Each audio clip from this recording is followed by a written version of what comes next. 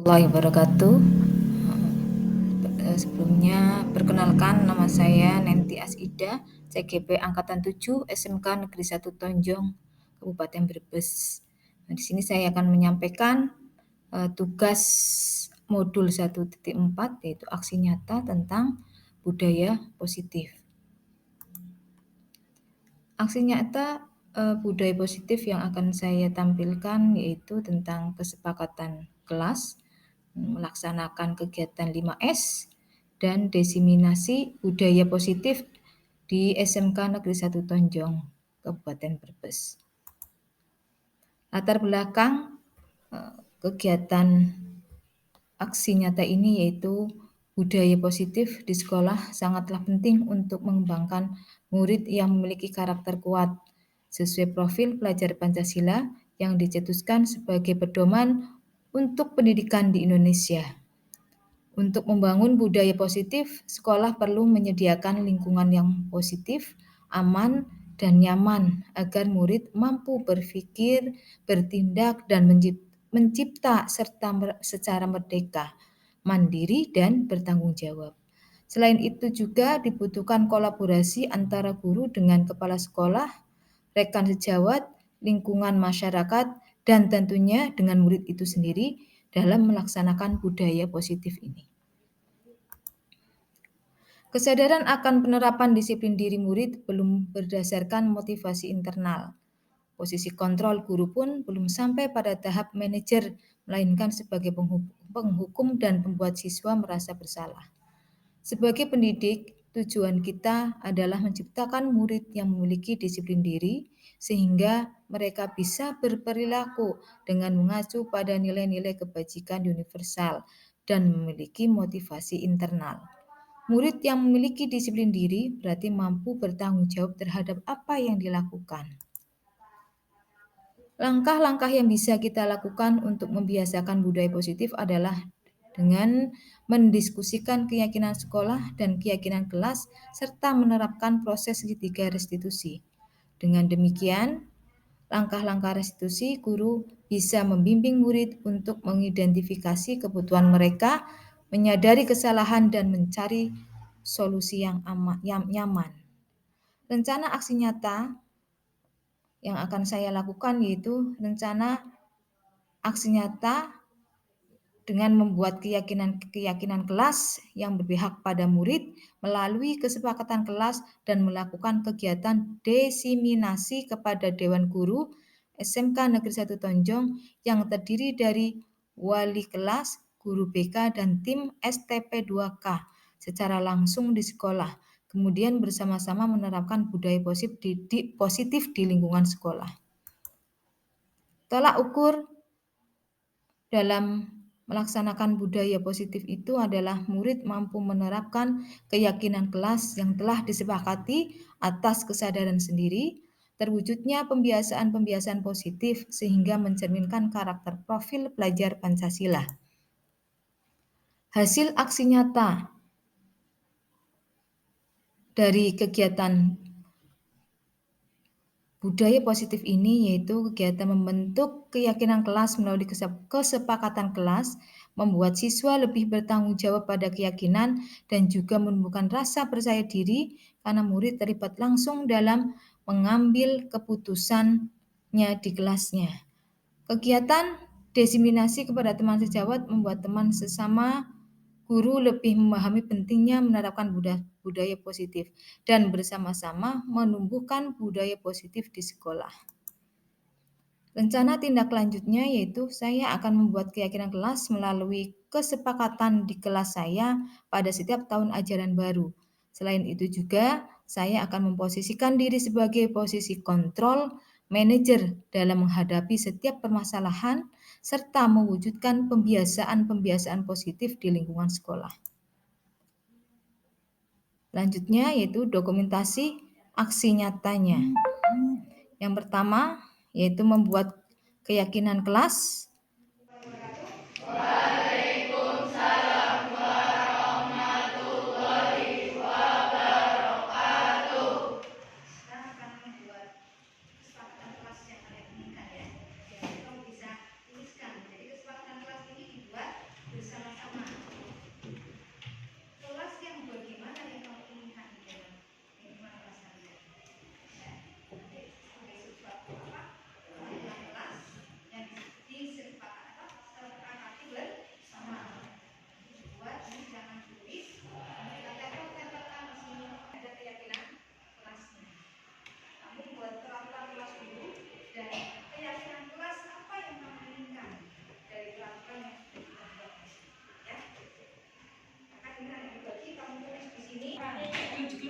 Oh.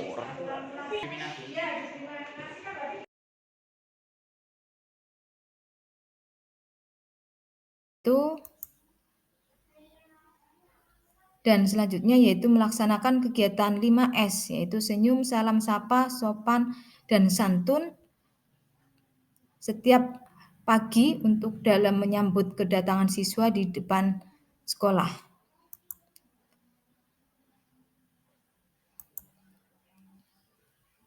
Yang ketiga yaitu kegiatan diseminasi budaya positif. Assalamualaikum warahmatullahi wabarakatuh.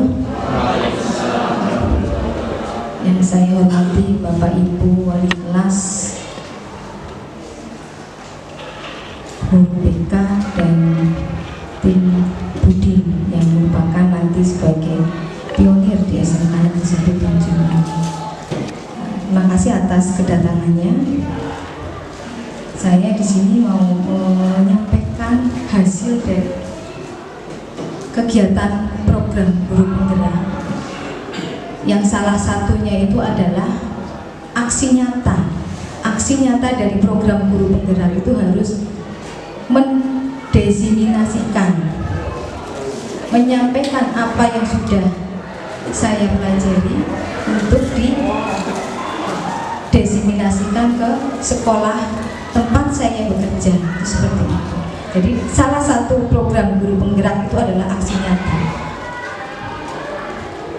Dalam modul 1.4 ini merupakan rangkaian dari kegiatan program guru penggerak yang semuanya itu ada 3 modul.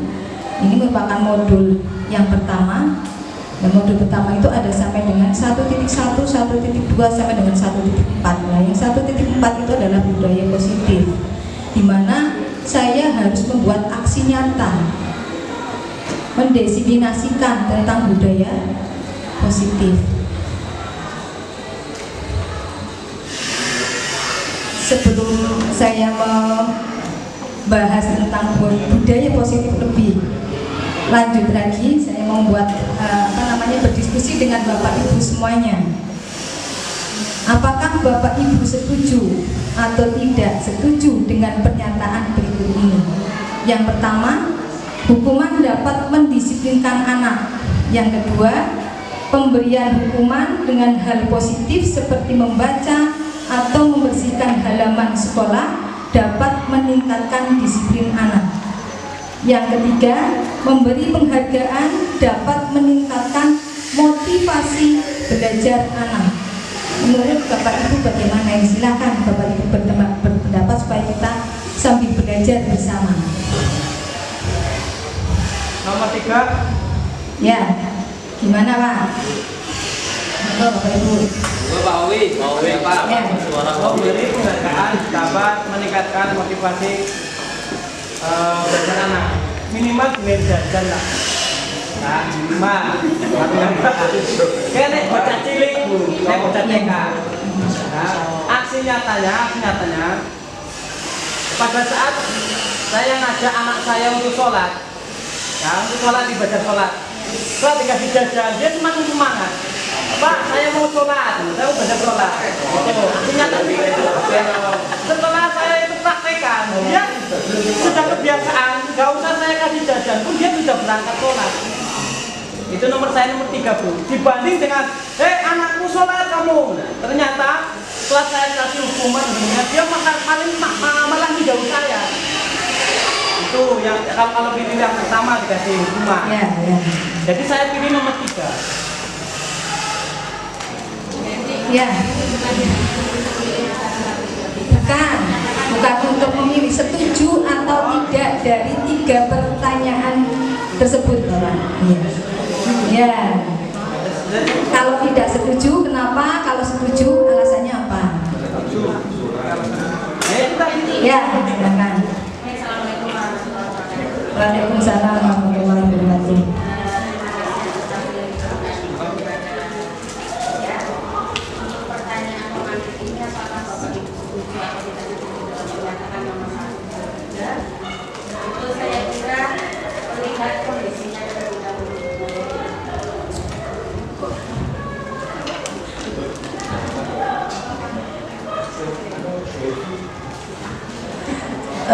Untuk poin 3, saya kira memberikan penghargaan dapat meningkatkan motivasi belajar anak. Ini diberlakukan di sistem anak TK, SD, SMP atau SMA, bahkan kuliah. Saya kira sangat setuju sekali dan itu pasti berhasil.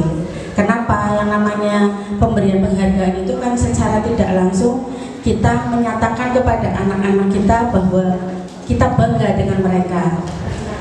Bentuk penghargaannya kan tergantung dari kemampuan orang tua, dan anak juga akan lebih menghargai pemberian orang tua itu kan manakala anak sadar bahwa kemampuan orang tua sebatas itu dan menyatakan bahwa ini adalah bentuk penghargaan atas keberhasilan anak, kayak gitu. Jelas nomor 3 saya setuju sekali. Untuk hukuman dapat mendisiplinkan anak. Untuk takaran TK, SD saya kurang setuju. Kenapa? Karena untuk umur-umur TK SD itu butuh arahan, butuh pendampingan, bukan butuh hukuman. Karena role modelnya juga orang tua. Kalau untuk takaran SMA atau SMK, jelas saya sangat setuju. Tapi dengan catatan hukumannya yang mendidik atau yang sudah disepakati dengan hukuman-hukuman yang memiliki tujuan, bukan hukuman atas dasar emosional, kayak gitu. Terus nomor 2, pemberian hukuman dengan hal positif seperti membaca atau membersihkan halaman sekolah dapat meningkatkan disiplin anak. Kurang setuju Bu Nendi. Kenapa? Karena kalau sekedar membaca kita juga belum tahu membacanya apa dulu. Contoh, kalau anak disuruh membaca komik, apakah itu mendidik? Jelas tidak. Karena komik juga macam-macam bentuknya. Kalau disuruh membaca Al-Quran, tentu itu suatu hukuman positif. Ada hal-hal baik di dalamnya yang anaknya tadinya belum tahu atau belum bisa membaca Al-Quran, diberi hukuman bisa membaca Al-Quran, minimal tahu, kayak gitu. Tapi untuk membersihkan halaman ataupun membaca tersebut tidak bisa kita sepakati bisa mendisiplinkan anak, karena anak hanya akan, ketika kita bertemu dengan anak-anak yang tingkat kesadarannya rendah, anak malah justru akan menggunakan kesempatan tersebut untuk tidak mengikuti pembelajaran. Tapi manakala hukuman positif tersebut memiliki suatu nilai-nilai yang lebih ke arah memberikan beban kepada anak sehingga anak harus berusaha, baru saya setuju bahwa itu akan mampu mendisiplinkan anak. Itu pendapat saya Bu Nenti. Mohon maaf jika ada kekurangan, saya akhiri. Wabillahi taufiq wal hidayah. Assalamualaikum warahmatullahi wabarakatuh.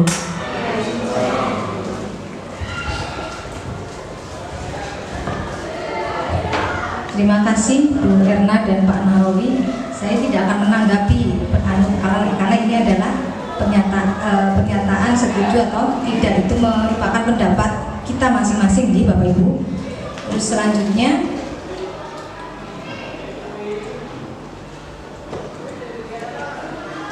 untuk materi selanjutnya itu disiplin positif dan nilai-nilai kebajikan universal. Kita akan melihat tentang perubahan paradigma, yaitu tentang teori kegiatan kepalan tangan. Misalnya Bapak Ibu dengan rekan Bapak Ibu di sampingnya atau di depannya boleh ada A dan B. Misalnya Anda dan teman Anda. Sobeklah cat kertas kecil, tuliskan benda atau sesuatu yang sangat berharga untuk Anda, letakkan di salah satu tangan Anda dan genggam benda atau sesuatu tersebut dengan segala daya. Buatlah sebuah kepalan. Teman Anda yang B akan mencoba dengan sekuat tenaga dengan berbagai cara untuk meminta Anda memberikan benda tersebut. B bisa membujuk, mengancam, menghardik, merayu, menyuap, apa saja agar dapat membuka kepalan tangan Anda. Misalnya saya dan Bu Novita, saya punya sesuatu di tangan saya, Bu Novita juga sama punya sesuatu di tangannya. Bu Novita mau membuka tangan genggaman saya karena ini adalah sesuatu yang berharga bagi saya. Saya tetap mempertahankan sesuatu yang berharga itu pada saya. Apakah saya akan membukanya? Menurut Bapak Ibu ini bagaimana? Dengan berbagai cara Bu Novita mau membuka genggaman saya. Kenyataannya kan kita tetap mempertahankan apa yang kita miliki. Itu apa yang terjadi tentang perubahan paradigma, teori kontrol atau teori pilihan, atau ilusi kontrol. Kita menggenggam sesuatu yang ada pada diri kita yang tidak bisa dibuka orang lain. Itu adalah ilusi guru mengontrol. Ilusi bahwa kritik dan membuat orang merasa bersalah dapat menguatkan karakter. Ilusi guru mengontrol siswa. Ilusi bahwa kritik dan membuat orang merasa bersalah dapat menguatkan karakter. Terus ilusi bahwa semua penguatan positif, efektif, dan bermanfaat. Dan selanjutnya ilusi bahwa orang dewasa memiliki hak untuk memaksa. Ngapunten ini Bapak Ibu, kita saya introspeksi diri saya sendiri bahwa selama ini saya pengen harus dihargai sama murid. Ilusinya bahwa saya sebagai guru bisa mengontrol sepenuhnya siswa kita. Ternyata saya ini salah tentang siswa. Itu ilusinya saya sebagai guru. Ilusi bahwa orang dewasa memiliki hak untuk memaksa. Kadang saya terhadap anak saya sendiri harus memaksakan kehendak kita terhadap anak kita. Itu perubahan paradigma baru tentang teori kontrol. Perubahan paradigma stimulus respon atau teori kontrol, teori pilihan. Siapa sesungguhnya yang memiliki kontrol? Stimulus respon itu adalah kita mencoba mengubah orang agar berpandangan sama dengan kita. Tidak bisa kita memaksakan orang lain harus sesuai dengan pandangan kita. Tidak bisa kan Bapak Ibu? Bisa. Tidak bisa, kita bisa mengubah orang agar berpandangan sama dengan kita. Kalau teori kontrolnya atau pilihannya itu kita berusaha memahami pandangan orang lain tentang dunia, memahami orang lain. Ini tamparan juga bagi saya sebagai guru selama ini. Ternyata saya sendiri salah menganggap tentang siswa saya. Padahal mereka mempunyai keinginan yang kita sendiri tidak tahu. Karena yang tahu itu adalah anaknya sendiri. Terhadap anak saya sendiri aja lah. Terhadap anak saya sendiri. Perilaku buruk dilihat sebagai suatu kesalahan. Teori kontrolnya bahwa semua perilaku memiliki tujuan. Kita melakukan sesuatu mesti mempunyai tujuan. Misalnya kalau saya terlambat masuk sekolah, mesti ada sebabnya. Saya terlambat masuk sekolah, masuk kelas, mesti ada sebabnya. Kita melakukan sesuatu mesti ada tujuannya. Orang lain bisa mengontrol saya, itu stimulus responnya. Teori kontrolnya itu hanya Anda yang bisa mengontrol diri Anda. Gak bisa orang lain mengontrol saya. Gak bisa saya mengontrol orang lain sesuai dengan kemauan saya, gak bisa. Pemaksaan ada pada saat bujukan gagal. Sesuatu yang dipaksakan itu mesti akan mengalami suatu kegagalan karena hanya pada saat itu saja. Ini teori kontrolnya itu adalah kolaborasi dan konsensus menciptakan pilihan-pilihan baru. Kolaborasi. Makanya dalam kita mendidik anak-anak kita kolaborasi. Tidak bisa hanya satu tim atau satu guru, tidak bisa. Jadi harus adanya kolaborasi dan konsensus menciptakan pilihan-pilihan yang baru untuk menciptakan budaya positif. Model berpikir menang atau kalah. Teori kontrolnya itu adalah model berpikir menang dan menang. Tidak ada kalah dan yang menang. Jadi harus menang semuanya, menang dan menang. Nah ini disiplin positifnya. Teori kontrol atau teori pilihan itu Anda tidak bisa mengontrol orang lain, hanya Anda yang bisa mengontrol diri Anda. Itu teori kontrolnya. Semua perilaku memiliki tujuan. Model berpikir menang-menang, kolaborasi dan konsensus menciptakan pilihan-pilihan baru. Cara berpikir kita itu yang harus menang semuanya, menang dan menang, tidak ada kalah dan menang. Realitas atau kebutuhan kita berbeda. Kita berusaha memahami pandangan orang lain tentang dunia. Setiap orang memiliki gambaran berbeda. Kita yang sudah dewasa saja kadang berpendapat berbeda-beda. Itu harus saling menghargai. Tapi kalau kita berkolaborasi, bisa mendapatkan sesuatu yang baik. Dibutuhkan kerja sama semua warga sekolah. Jadi tidak ada ini punya saya, ini punya saya, ini kelas saya.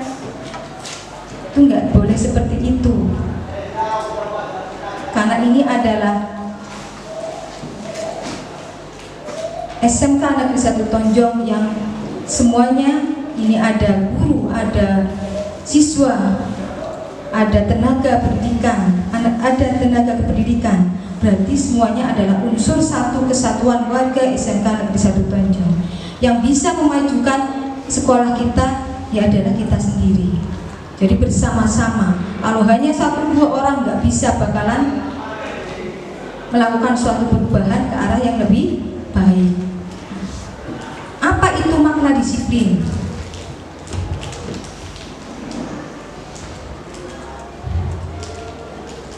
Belajar kontrol diri dengan menggali potensi kita agar tercapai tujuan mulia, yaitu sesuatu yang menjadi seseorang yang kita inginkan berdasarkan nilai-nilai yang kita hargai. Nanti kita pelajari lagi nilai-nilai yang kita hargai itu yang bagaimana. Ini ada makna disiplin itu ada teori motivasi. Motivasi itu ada 3. Motivasi eksplisit, yaitu untuk menghindari hukuman. Biasanya motivasi eksplisit itu motivasi yang dari luar, dari orang lain untuk menghindari hukuman. Atau yang kedua itu untuk mendapatkan imbalan. Misalnya untuk menghindari hukuman, saya berangkatnya gasik supaya pinjernya tidak kesiangan, nanti ada surat cinta dari BKD, misalnya seperti itu. Kalau sering terlambat kan seperti itu ya Bapak Ibu ya, alpanya banyak, nanti dipanggil dari Capdin, ada surat cinta. Itu berarti karena kita datang untuk menghindari hukuman, untuk mendapatkan imbalan. Itu motivasi ekstrinsik. Untuk mendapatkan imbalan, kita melakukan sesuatu itu karena ingin mendapatkan imbalan. Terus yang ketiga, untuk menghargai diri sendiri, itu namanya motivasi intrinsik. Nah, ini yang harus kita tanamkan pada diri kita. Motivasi yang ditimbulkan atas kemauan sendiri, itu namanya motivasi intrinsik. Karena dengan motivasi intrinsik ini kita akan nilai-nilai yang kita hargai itu akan dibudayakan dalam kehidupan diri kita sendiri. yaitu nilai-nilai kebajikan universal dan keyakinan kelas. Model berpikir menang-menang, ini ada posisi kontrol, 5 posisi kontrol. Itu ada penghukum, pembuat rasa bersalah, terus yang nomor 3 itu teman, posisi kontrol, pemantau, dan manajer. Kita mau pilih yang mana posisi kontrol kita terhadap murid-murid kita nanti. Di mana letaknya kita ini dari posisi kontrol ini? Apa sebagai penghukum? Apa sebagai pembuat rasa bersalah? Apa sebagai teman? Apa sebagai pemantau? Dan yang kelima itu adalah manajer. Untuk melakukan kegiatan 5 posisi kontrol ini melalui segitiga restitusi. Apa itu segitiga restitusi? Nanti kita pelajari lagi di sini. Nah, yang pertama yaitu menstabilkan identitas, validasi kebutuhan, dan menanyakan keyakinan. Yang keempat, realitas atau kebutuhan kita berbeda. Kita berusaha memahami pandangan orang lain tentang dunia. Setiap orang memiliki gambaran berbeda. 5 kebutuhan dasar manusia. Manusia butuh bertahan hidup. Apa itu butuh bertahan hidup? Sandang, pangan, dan papan. Yang kedua itu penguasaan. Penguasaan itu apa? Kita butuh kekuasaan. Kalau anak itu biasanya kadang pengen jadi pemimpin. Manusia butuh itu. Kita kasih sayang dan rasa diterima, membutuhkan kasih sayang. Kita juga orang yang sudah dewasa mesti membutuhkan kasih sayang dan rasa diterima oleh kelompoknya.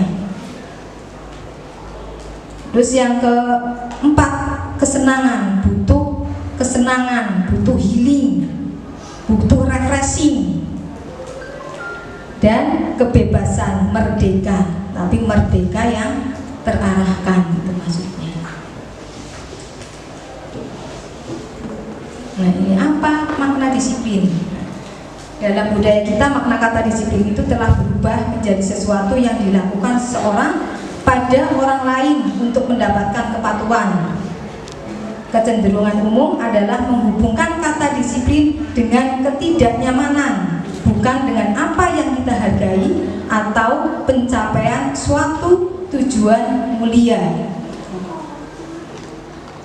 Karena disiplin itu pada dasarnya itu adalah belajar untuk mengontrol diri, untuk menumbuhkan nilai-nilai yang mulia. Itu disiplin.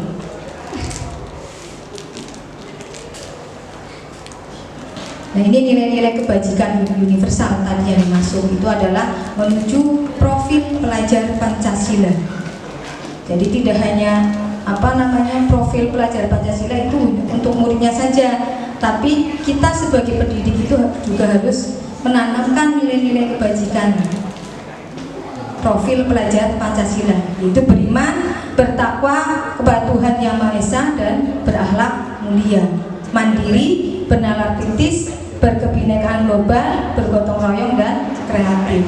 Kalau kita tidak bisa menanamkan karakter ini terhadap diri kita sendiri sebagai seorang pendidik, gimana mau menanamkan nilai-nilai kebajikan ini terhadap muridnya kita?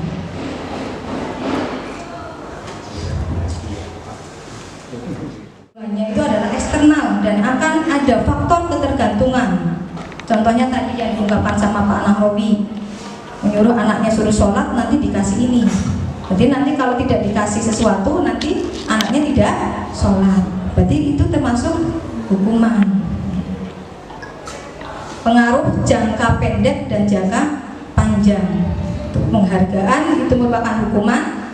Penghargaan mengurangi ketepatan, penghargaan tidak efektif, dan penghargaan merusak hubungan. Kadang kalau anak diberikan penghargaan, kadang-kadang yang satunya lagi istilah apa? Ngiri. Dan ternyata ini merupakan hukuman bagi anak yang lainnya. Kemarin saya mendengar dari waktu anak-anak berbicara bahwa kenapa sih yang padahal yang sering bertugas di depan, yang sering membantu sekolahan, tidak pernah dikasih penghargaan dari sekolah. Ya itu karena biasa yang di depan kadang dapat juara ini ditampilkan di depan. Akhirnya anak yang padahal sudah membantu sekolahan tapi tidak ada penghargaan. Nah itu salah satu bentuk penghargaan yang membuat iri anak yang lainnya, padahal mereka juga sudah luar biasa menyambut kita di depan setiap pagi. Tanpa kita sadari, kita apa memandang mereka yang ada di depan itu, di bawah menyambut gurunya, menyambut siswanya, dan harus menghukum siswa yang terlambat. Harusnya bukan mereka yang menghukum temannya sendiri, ya kan? Ini kan mereka mendapat bullying dari teman-temannya. Ada yang ngomong jadi pembantunya sekolahan lah.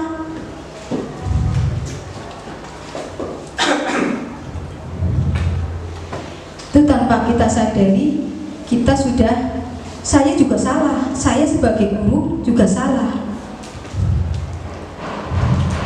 Ngapunten ini Bapak Ibu, ngapunten sekali. Makanya dibutuhkan kerjasama Bapak Ibu semuanya. Tidak hanya guru BK, tidak hanya tim Budin, harus semua warga sekolah ikut mendisiplinkan sekolahan kita. Siswanya dihukum, gurunya sing terlambat orang dihukum. Itulah peraturan. Itu yang namanya peraturan. Dihukum oleh penghargaan. Penghargaan menurunkan kualitas, penghargaan mematikan kreativitas, penghargaan mengurangi motivasi intrinsik. Nah, yang tahu berbuat kayak orang hadiah-hadiah, akhirnya kan anak jadi down. Penghargaan mematikan kreativitas, penghargaan mengurangi motivasi intrinsiknya, motivasi yang ditimbulkan dari diri kita sendiri. Penghargaan menurunkan kualitas. Nah,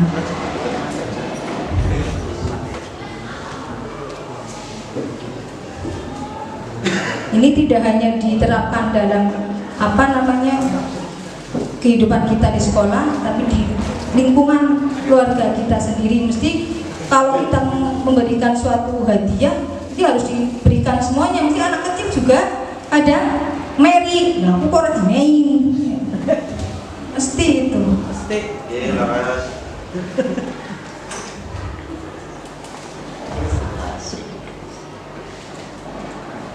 Mutunya akhirnya ya Bu ya. Ya.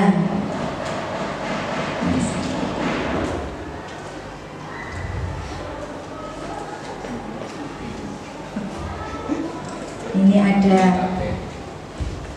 contoh tugas perbedaan hukuman dan konsekuensi tindakan guru dan termasuk hukuman atau konsekuensi. Mencatat 100 kali di dalam buku kalimat, ya, mencatat 100 kali di dalam buku kalimat saya tidak akan terlambat lagi karena terlambat sekolah. Itu menurut Bapak Ibu termasuk hukuman atau konsekuensi Bapak Ibu? Hukuman. Apa? Hukuman. Monggo yang lainnya Bapak Ibu, Pak Nur kita ya. Lainnya kita belajar bersama Bapak Ibu. Mencatat 100 kali di dalam buku kalimat saya tidak akan terlambat lagi. Itu termasuk hukuman atau konsekuensi? Hukuman, ya. Lari mengelilingi lapangan basket 2 kali karena terlambat hadir di sekolah. Latihan. Lari mengelilingi lapangan basket 2 kali karena terlambat hadir di sekolah. Itu termasuk hukuman atau konsekuensi? Pemanasan. Harus pakai belum. Iya.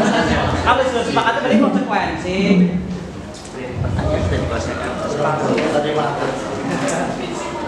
Murid diminta untuk push up 15 kali karena tidak menggunakan masker ke sekolah.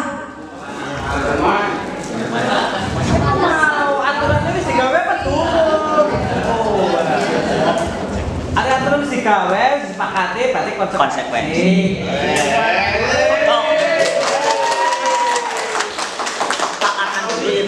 Berarti kesepakatan, yang namanya kesepakatan itu kan harus disepakati bersama. Iya. Membuat kesepakatan bersama, berarti yang harus membuat siapa Pak Nawawi? Ya bareng-bareng. Ya bareng-bareng dengan siapa? Ya anak karo gurunya. Ya betul. Kalau di dalam kelas ya berarti antara siswa dengan gurunya. Ya.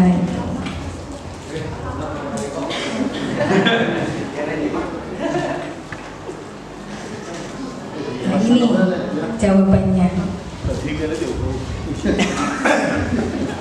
Menggantikan kertas tugas teman yang telah dicoret-coret itu termasuk konsekuensi, dan membersihkan tumpahan air di meja tulis karena tersenggol pada saat belajar itu adalah konsekuensi. Murid disuruh untuk tidak mengenakan sepatu seharian di sekolah karena tidak mengenakan sepatu hitam, itu adalah hukuman. Sehari-hari anak tidak menggunakan sepatu sesuai dengan aturan di sekolah, berarti bukan, kalau aturan di sekolah itu termasuknya kesepakatan bukan ya Bapak Ibu ya? Kesepakatan. Oke. Lari mengelilingi lapangan basket 2 kali karena terlambat 10 menit untuk pelajaran PJOK, itu termasuk konsekuensi. Karena apa? Dia terlambat ikut pelajaran olahraga. Berarti kan ada waktu yang dia tinggalkan. Berarti dia harus tadi melakukan bukan hukuman, konsekuensi. Ya, karena untuk mengganti konsekuensi itu kan mengganti, Pak. Mengganti yang ditinggalkan.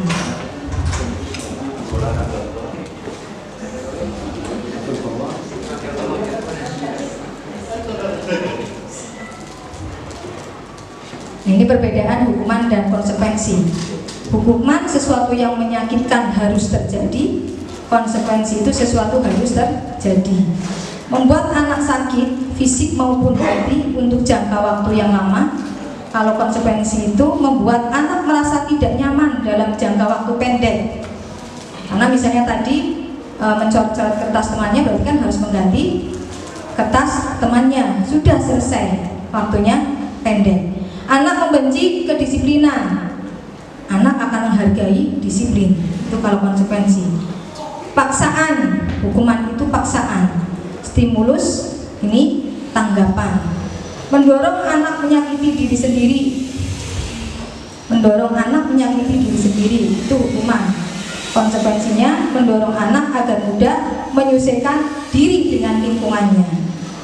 Terus konsep diri yang buruk, konsekuensinya ini konsep diri yang baik.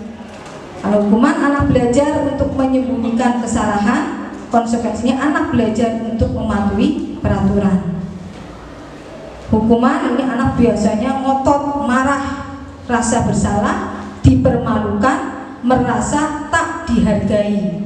Konsekuensi kehilangan hak karena tadi kertasnya misalnya, kertasnya diberikan lembar ulangannya misalnya tadi, diberikan kepada temannya, dia kehilangan haknya, dibuat tidak nyaman, diasingkan untuk sementara. Untuk yang lainnya, disiplin positif yang lain itu adalah restitusi. Restitusi adalah proses menciptakan kondisi bagi murid untuk memperbaiki kesalahan mereka sehingga mereka bisa kembali pada kelompok mereka dengan karakter yang lebih kuat. Restitusi juga merupakan proses kolaboratif yang mengajarkan murid untuk mencari solusi untuk masalah mereka dan membantu murid berpikir tentang orang seperti apa yang mereka ingin menjadi tujuan mulianya dan bagaimana mereka harus memperlakukan orang lain. Saya sudah mencoba melakukan restitusi ini. Ternyata memang hasilnya di luar dugaan saya, karena saya baru mencoba. Setelah saya mendapatkan ilmu ini, saya mencoba restitusi ini, walaupun saya tidak mengajar anak itu, hubungannya sampai sekarang baik sama saya. Saya merestitusi anak yang sering terlambat dan yang tugasnya terlambat. Saya nggak bisa nama anaknya ini orangnya. Saya meminta untuk tugas ini, proses restitusi saya upload di YouTube juga. Untuk proses restitusi ini terhadap anak yang sering terlambat masuk sekolah dan yang sering terlambat mengerjakan tugas. Ternyata mereka setelah saya restitusi itu kan karena daya tangkap anak itu berbeda-beda, potensi anak itu berbeda-beda. Dan disitulah kita sebagai guru itu harus menuntun. Salah kalau saya itu harus menghadik anak-anak saya yang terlambat ini dengan kata-kata yang keras. Saya sebelumnya itu sering melakukan hal itu, terus terang saya sering melakukan hal itu. Itu tamparan buat saya sendiri sebagai seorang guru. Astagfirullah.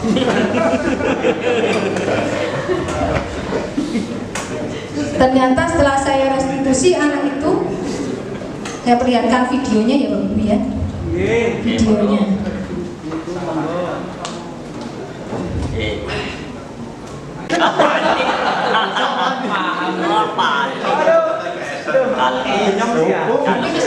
Sekarang anaknya sudah masuk terus ya Pak ya? Enggak Bu, masih Bu.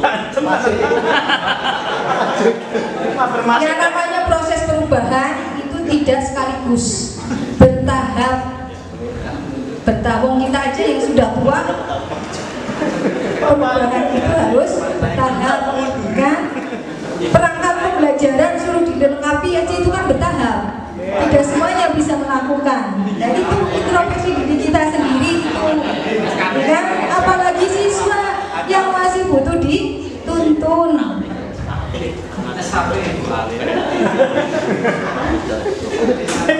Maka terus tangan sebelah Bu.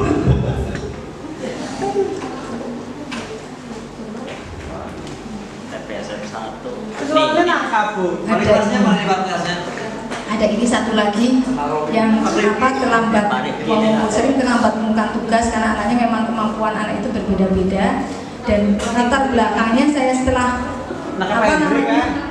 berbincang-bincang dengan anak ini tinggalnya sama neneknya, tinggal lunga jadi ini bapaknya, tinggal pergi sama bapaknya. Jadi dia dari umur 2 tahun itu sama neneknya yang sudah tua ya.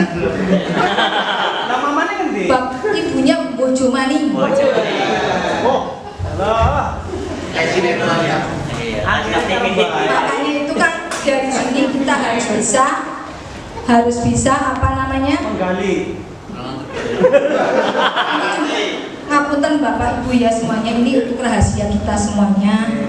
Karena saya ini sharing dengan Bapak Ibu semuanya tujuannya supaya kita harus sedikit terbukalah hati kita untuk memperlakukan anak didik kita masing-masing.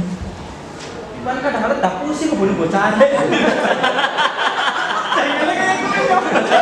harus cari ininya Pak, cari informasinya tidak saat itu juga.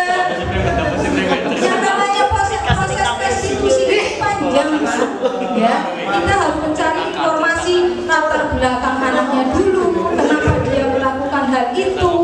Oh dengan kita sajalah yang sudah tua melakukan hal seperti itu kan mesti ada latar belakangnya. Maaf loh ini ya, ngapunten Bapak Ibu, bukan kita ini gimana ya, kita belajar bersama. Nah ini identitas sukses tentang disiplin dan identitas gagal yaitu hukuman. Sesuatu yang menyakitkan harus terjadi itu hukuman. Kalau kita dihukum mesti kan ada perasaan sakit ya Bapak Ibu ya. Kalau konsekuensi sesuatu harus terjadi karena kita mengganti itu konsekuensi. Restitusi itu merupakan pilihan. Apa yang harus kita lakukan? Salah kuat. Itu restitusi. Apa yang harus kita lakukan? Dan semacam coaching. Diadakan coaching dengan siswa kita, menggali apa yang dilakukan oleh siswa itu mesti ada tujuannya.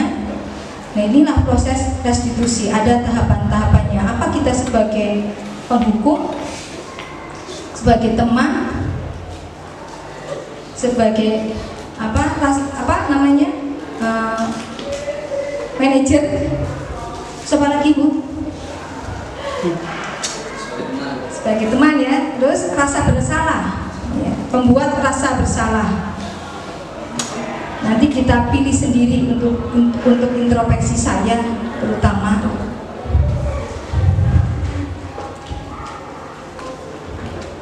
Kalau dengan konsekuensi murid atau anak menghormati peraturan, kalau restitusi anak atau murid menghormati dirinya dan orang lain. Kita tambahi Bu. Kenapa? Anggap hukuman males, tapi ada konsekuensi iyeng. Ya. Ya kue. Ya. Terus maksudnya berarti gelem ora gelem kudu tapi ada hukuman males lah Pak. Ya kue. Nah itulah. Nah, restitusi sini kudu dina jajan dhisik. Mohon maaf, saya menggunakan bahasa Indonesia yang baik dan benar. Maaf ya. Astagfirullah. Kayak koncone bakal bapak baik.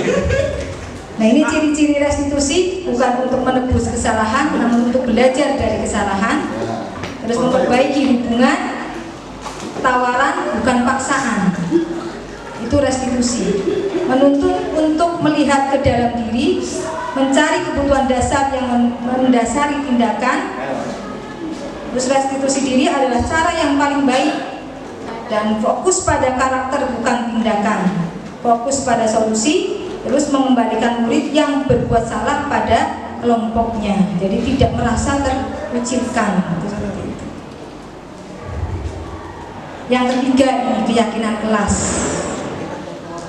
Keyakinan kelas.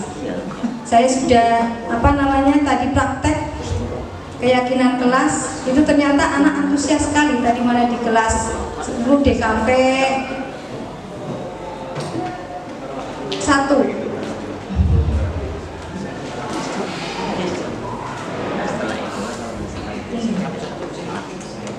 Ini anak-anak sendiri yang menuliskan. Ini anak-anak sendiri dari kesepakatan kelas, karena ini adalah peraturan. Itu kalau dibuat salah satu pihak, tapi kalau kesepakatan kelas itu yang membuat peraturannya itu bersama-sama dengan siswa. Ini anak-anak menuliskan kesepakatan kelas ini di kelasnya masing-masing, ya. Dan saya rangkumkan ini. Ternyata ini yang diinginkan oleh anak-anak di dalam kelas. Di dalam kelasnya Pak Henry. Ini Pak Henry nanti tinggal melanjutkan. Contoh. Menjaga kebersihan kelas. Ternyata anak-anak kita juga menginginkan kebersihan kelas di dalam kelasnya. Kelas yang tertib, melaksanakan piket kelas sesuai dengan jadwalnya, menghargai guru. Ini dari anak sendiri, bukan dari saya. Anak sendiri ini yang menulis. Menghindari gap-gapan istilahnya gitu. Jadi ya simpel ini ya, anak itu menginginkan ada kebersamaan di dalam kelasnya, berpartisipasi dalam kegiatan sekolah atau event-event yang dibuat oleh sekolah, terus berangkat tepat waktu di kelas. Ini yang diinginkan oleh anak-anak kita ternyata. Makanya untuk membudayakan budaya positif itu ya harus dimulai dari diri kita sendiri. Ini saya sampaikan kemauan anak-anak didik kita. Ternyata ini yang diinginkan. Nah ini adalah keyakinan kelas. Keyakinan kelas. Jadi dari kesepakatan tadi,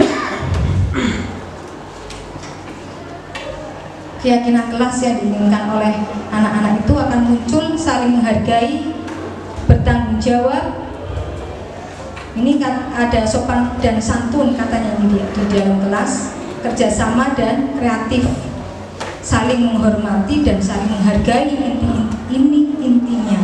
Rukun, berempati, kerjasama, itu yang diinginkan oleh anak-anak kita.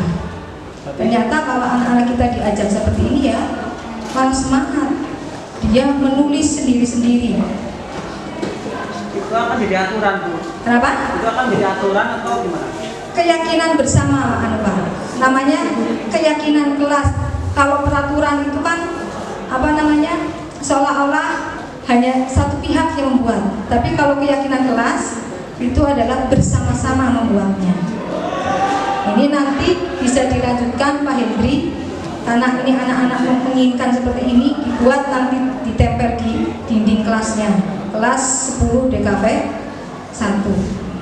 Jadi kalau kira itu merupakan restitusi itu. Kenapa? Bukan, kalau ini kesepakatan, keyakinan kelas ya. Anak itu menginginkan kelas yang bagaimana? Kalau salah satu pihak itu kan namanya peraturan, Pak. Kalau keyakinan kelas itu disepakati bersama gitu. Dibuat bersama. Jadi guru bersama dengan siswa gitu.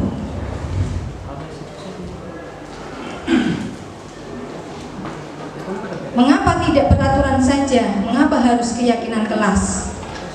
Mengapa kita memiliki peraturan harus menggunakan helm bila mengendarai kendaraan roda 2? Untuk apa? Keselamatan tentunya. Untuk mendukung motivasi intrinsik, ini ya ada kembali ke nilai-nilai keyakinan yang lebih menggerakkan seseorang dibandingkan mengikuti serangkaian peraturan-peraturan. Karena dengan keyakinan itu nanti siswa kalau melanggar juga malu sendiri, seperti itu. Budaya positif itu harus didukung oleh lingkungan positif, adanya keyakinan kelas, ya. Di dalam keyakinan kelas itu ada peraturan kelas atau kesepakatan kelas tadi. Itu lingkungan yang positif.